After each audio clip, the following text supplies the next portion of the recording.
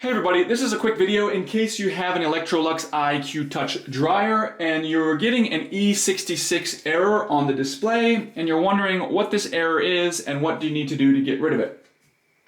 So first of all, what it is that the thermal limiter has been tripped. So basically the dryer thinks it's overheating. So there's two things that could be going on. It could be overheating, or it could be thinking it's overheating because of some electrical issue.